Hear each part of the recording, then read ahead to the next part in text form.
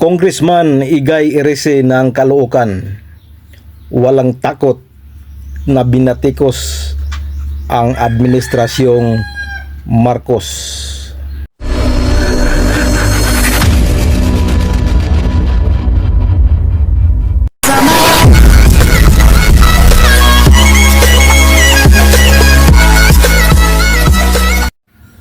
Hello, good morning mga kapobre. Welcome back sa ating munting channel, Pobreng Mapalad Vlog. Now, Cap John Official. So, paki-subscribe lang po, Cap John Official. Pwede rin yung i-type ang Pobreng Mapalad Vlog at lalabas yan. So, mga kapobre, panibagong araw, panibagong biyaya, panibagong pag-asa, panibagong lakas, and of course panibagong vlog mga kapobre. So for today's vlog ay pag-usapan natin ang nangyari kahapon sa committee hearing, whether sufficient or insufficient in substance ang impeachment complaint na inihain laban kay BP Sara. At yun na nga, hindi po tayo namangha na i-declare na sufficient in substance kasi nga alams na. Alams na yan mga kapobre. Pero hindi po yan ang aking i-flex sa inyo mga kapobre. Ang ipupuntarya ko sa bidyong ito mga kapobre ay ang matapang at walang takot na isang congressman galing Caloocan. Bumilib ako sa kanya mga kapobre. Sa katunayan po, dahil sa kanyang pagbatikos sa administrasyong Marcos ay inalis po siya bilang minority leader sa Kongreso. At dahil sa pag-remove sa kanya bilang minority leader, panoorin natin tong kanyang privilege speech sa Kongreso. Mas lalong tumapang ang Congressman Igay Erese. Panoorin natin to mga kapobre. Thank you, Madam Speaker. Yesterday, I was removed and replaced as Senior Deputy Minority Leader without any stated reason. But let me say this clearly. I have no bitterness about my replacement. In fact, I am honored that I was replaced by a fellow liberal and a far stronger fighter for truth and justice, Congresswoman Laila De Lima. She is a former senator, a former Secretary of Justice, and a woman who sacrificed 6 years of her life in prison for standing up against abuses in government and for speaking for the truth. If there is anyone more worthy to take my place, it is Congresswoman Laila De Lima. Papasalamat din po ako kay Minority Leader Nonoy Libanan. Alam ko po na nakatali ang kanyang mga kamay. Malaki na rin po ang kanyang sakripisyo sapagkat madalas siyang tinatawagan ni Majority Leader Sandro Marcos dahil sa aking tuloy-tuloy na kritisismo sa mga polisiya ng Administrasyong Marcos. Policies, ulitin ko po, policies, not personal attacks. Mr. Speaker, I believe that I have faithfully performed my duty as Senior Deputy Minority Leader. I have raised questions. I have spoken the truth. I have offered well-meaning criticisms in the interest of accountability. But it appears that this House leadership does not welcome criticisms. And that, Mr. Speaker, is the real problem of dynastic politics. When the President of the Republic has a son serving as Majority Leader of this House, there is an unavoidable conflict of interest when a son becomes overly protective of his father instead of protecting the integrity of legislation. Some time ago, I spoke about the failure of President Marcos to protect the integrity of the 2023 2024 and 2025 national budget. This Congress inserted and diverted some 1.45 trillion in the national budget. This is unprecedented in the history of our country. Defunding major foreign assisted projects and even the computer-generated maintenance allocations for our national highways. Kaya nagkasira-sira na po ang ating mga major highways. Funds from the PhilHealth and the PDIC were also diverted.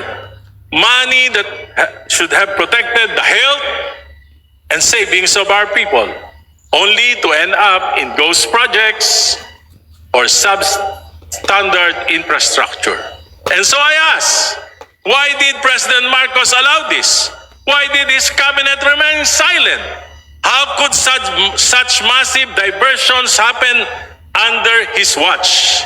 Mr. Speaker, it is difficult to believe that this could happen without the knowledge, if not the tolerance of the President himself, especially when the Speaker then of this House is his own close relative. Hindi pa po ako tapos magsalita nang ako ay sunduin ni Minority Leader Congressman Libanan at dalhin sa opisina ni Majority Leader Sandro Marcos. Pagdating po namin, nandoon na rin si Speaker Bogie D. Nakaupo po ako, tahimik ako, sinita ako ni Congressman Marcos at tinanong, ano yun? I replied that the anti-political dynasty advocacy has long been one of my advocacies. Ngunit sinabi niya, hindi yun. Inaatake mo ang aking ama. Ang sagot ko, ang kritisismo ay nakakatulong upang maituwid ang mga pagkakamali kung bukas ang isip ng mga nakikinig. Ngunit Mr. Speaker, bakit kailangan questionin ng isang miyembro ng kapulungang ito ang aking talumpati? Kung may mali, kung may kasinungalingan, bakit hindi ako debatiin dito mismo sa plenaryo? Sa aking pag-aaral at sa aking patuloy na pagtatanong, lalo kong nauunawaan kung gaano kalaking pandarambong sa pondo ng bayan ang naganap sa loob ng 3 taon ng Administrasyong Marcos. Lalo pa nang ipakita sa akin ni Congressman Leandro Libiste ang ilang datos na tila nagpapakita ng pamahalaan ay parang pinapatakbo ng isang sindikato. I intend to discuss this further in a separate privileged speech. Mr. Speaker, every day I pray to the Lord to give me the courage and wisdom of discernment on what I should do with the responsibility entrusted to me. Madali sana para sa akin ang manahimik.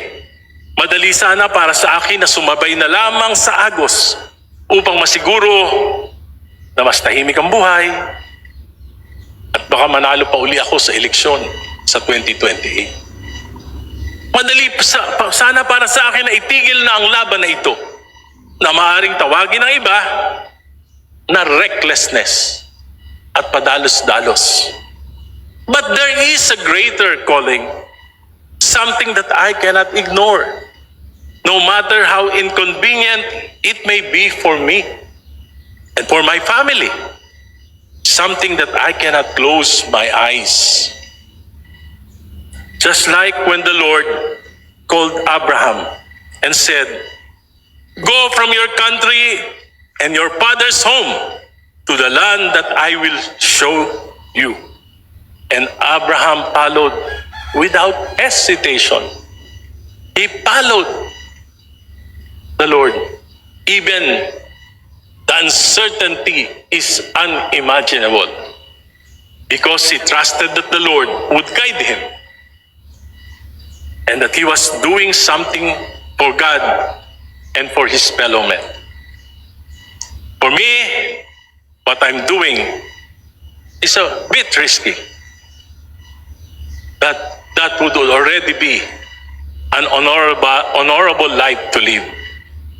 despite all my weaknesses. 2 weeks ago, may isang gabinete ang kinausap ako. Sinabi sa akin, Guy, ang tingin ng Malacanang, Sara Duterte ka. Sabi ko po, nung panahon ng mga Duterte, ako po yung kauna-unahan na nagsalita laban sa war on drugs. Tinanggalan pa nga ako ang distrito ng aking pondo ng 1 taon. Pero sila, Presidente Marcos, they enabled Duterte. Si Speaker Romualdez, Majority Leader, he enabled the war on drugs.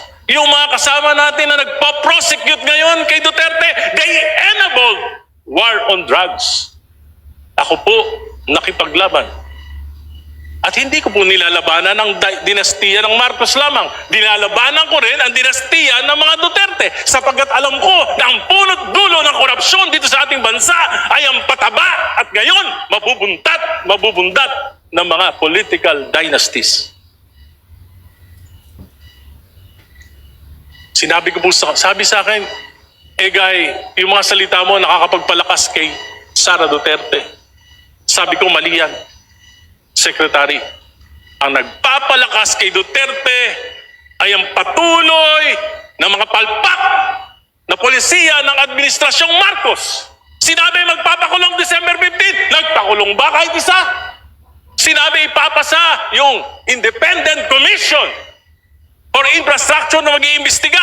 Pinasaba, binola lang kami.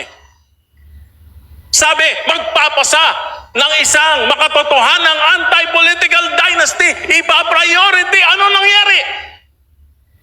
Sa halip na anti-political dynasty ang pinasa ng Committee on Suffrage and Electoral Reforms, ito po ay pro-political dynasties, hindi lang magpapadaba, magpapabundat pa sa mga dinastiya dito sa ating bansa.